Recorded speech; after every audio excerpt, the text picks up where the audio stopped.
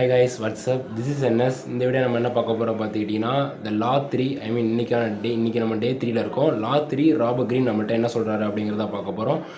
அப்புறம் apart from that இந்த 48 loss of power அந்த புக்கோட கம்ப்ளீட் சீரிஸை நீங்கள் நம்ம சேனலில் நீங்கள் பார்க்கலாம்.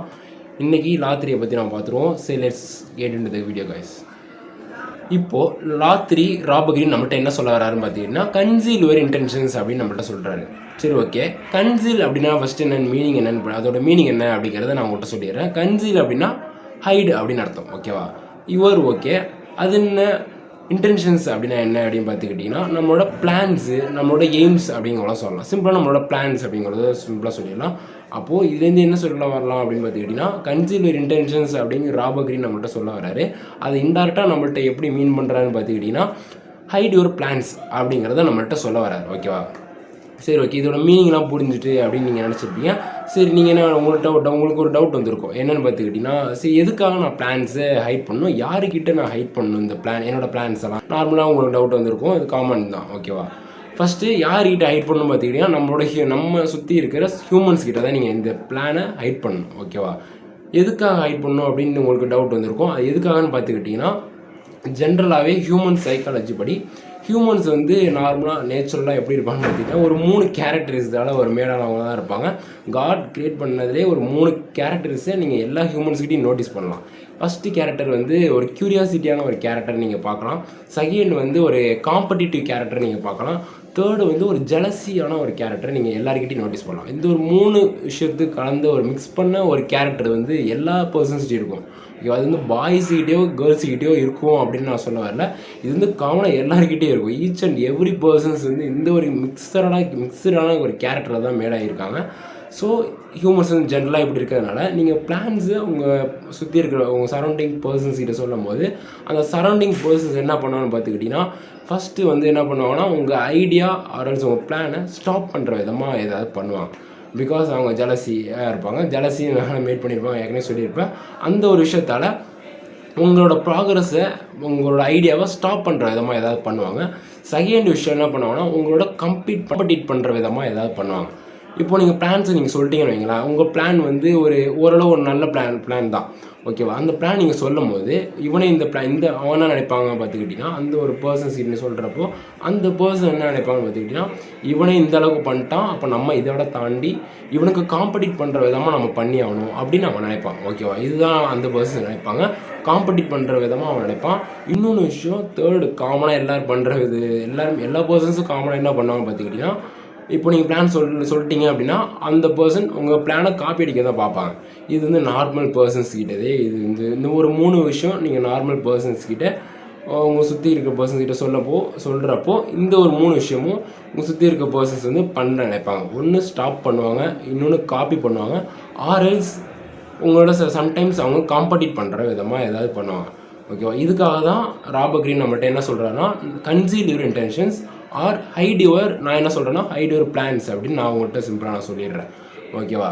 இப்போ சப்போஸ் இந்த ஒரு பிளான்ஸ்லாம் நீங்கள் சொல்ல அப்படின்னா உங்களை யாருமே ஸ்டாப் பண்ண போகிறதோ இல்லை உங்கள் ஐடியாவை யாரும் காப்பி பண்ணுற விதமாகவோ இல்லை யாரும் காம்படிட் பண்ணுற விதமாக பண்ண முடியாது. உங்களோட வேலையை நீங்கள் பாட்டு குவைட்டாக பார்த்துட்டு இருந்தீங்கன்னா உங்கள் சக்ஸஸை நீங்கள் தரமாக நீங்கள் அச்சீவ் பண்ணலாம் அப்படிங்கிறது தான் ராபர்ட் கிரீன் நம்மகிட்ட சொல்ல வராரு. இது அதோட சிம்பிள் மீனிங், ஓகேவா? அப்பார்ட் ஃப்ரம் த மீனிங் ஒரு சின்ன ஒரு எக்ஸாம்பிள் நம்ம இந்த ஒரு லாக்கு ஒரு சின்ன ஒரு எக்ஸாம்பிள் நம்ம கொடுத்துடலாம்.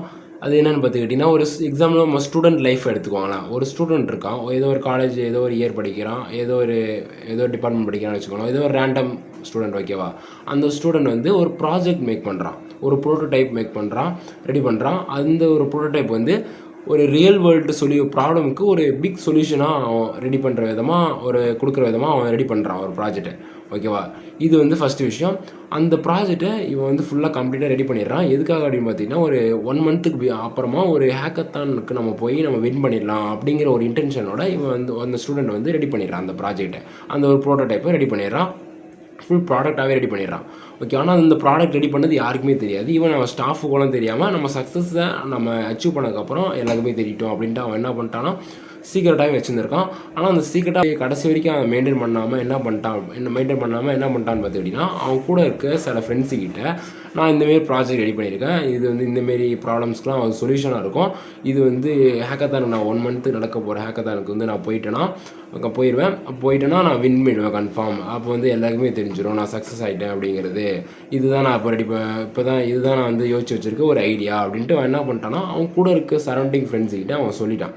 இந்த ஒரு சினாரியோ இருக்குது, ஓகேவா? இந்த சினாரியோ போக அவங்க கூட இருக்க ஃப்ரெண்ட்ஸ் என்ன பண்ணிட்டாங்க அப்படின்னு பார்த்துக்கிட்டிங்கன்னா, இவன் இது எப்படி ரெடி பண்ணலாம் அப்படின்ட்டு, இவன் இந்தமாரி பண்ணியிருக்கான் அப்படி பண்ணியிருக்கான் அப்படின்ட்டு அவங்கவுங்க ஃப்ரெண்ட்ஸுக்கு தெரிஞ்சவங்க, அந்த ஃப்ரெண்ட்ஸ் இவனுக்கு தெரிஞ்ச அந்த ஸ்டூடெண்ட்டுக்கு தெரிஞ்ச ஃப்ரெண்ட்ஸுக்கிட்ட அவன் சொன்னது, அந்த ஸ்டூடெண்ட்ஸ் என்ன பண்ணிட்டாங்கன்னா, அவங்களுக்கு தெரிஞ்ச ஸ்டூடெண்ட்ஸ்கிட்ட சொல்ல ஆரம்பிச்சிட்டான். இவன் இந்தமாரிலாம் பண்ணியிருக்கான் அப்படின்ட்டு நிறைய பேருக்கு சொல்ல ஆரம்பிச்சிட்டாங்க. சீக்கிரட்டாக வச்சுக்காமல் இவன் சொல்ல ஆரம்பிச்சிட்டாங்க. அவங்களோட தெரிஞ்ச ஃப்ரெண்ட்ஸ்கிட்ட எல்லோரும் சொல்ல ஆரம்பிச்சு எல்லாருக்குமே தெரிஞ்சுட்டு, ஓகேவா? ஓரளவு மேக்ஸிமம் எல்லாருக்குமே தெரிஞ்சுட்டு அந்த ஐடியா வந்து இவன் ரெடி பண்ணியிருக்கான் அப்படின்ட்டு.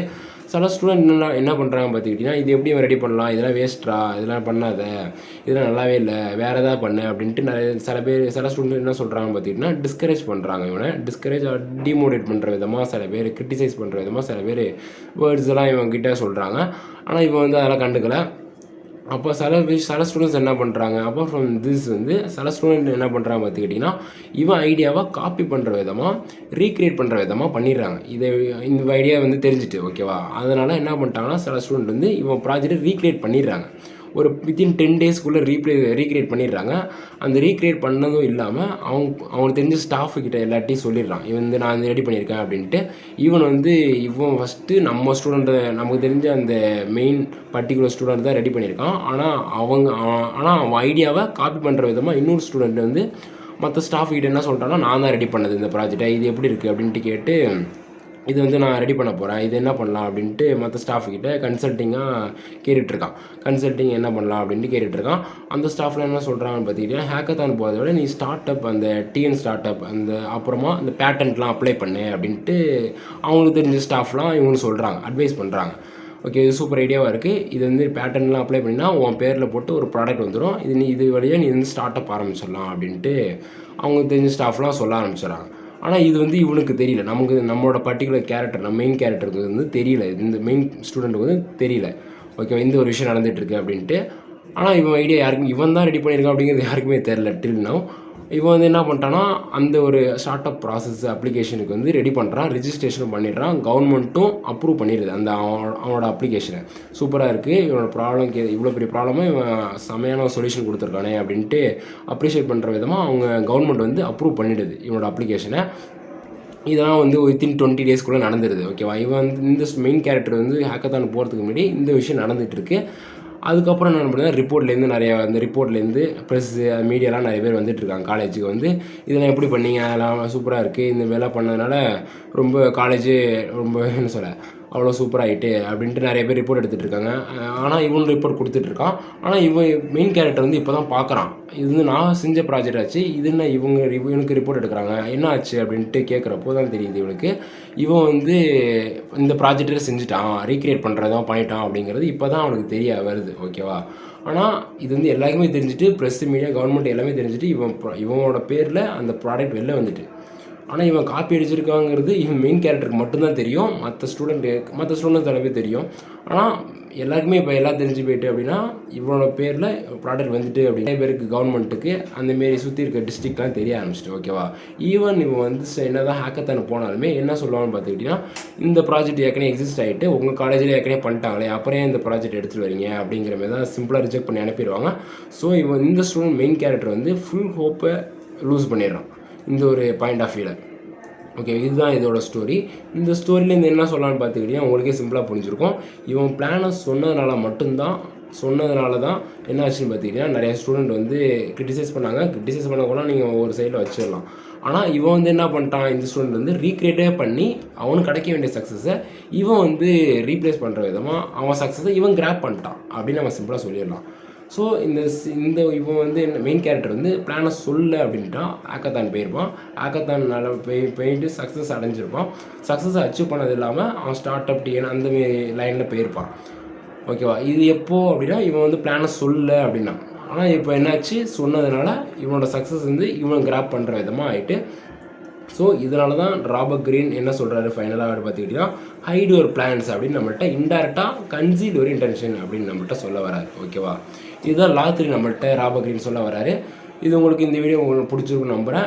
ஸோ அப்கமிங் வீடியோவுக்கு நீங்கள் ஸ்டே டியூனாக இருங்க. அட் தி சேம் டைம் எல்லோரும் சொல்கிற மாரி இந்த வீடியோக்கு உங்களுக்கு இந்த வீடியோ பிடிச்சிருந்தா லைக் பண்ணுங்கள். அட் தி சேம் டைம் உங்களுக்கு தெரிஞ்ச ஃப்ரெண்ட்ஸுக்கு ஷேர் பண்ணுங்கள். இந்த லா 3 பற்றி அவங்களுக்கு தெரிஞ்சுக்கிட்டோம். ஸோ தேங்க்யூ ஆல் ஃபார் வாட்சிங் கைஸ்.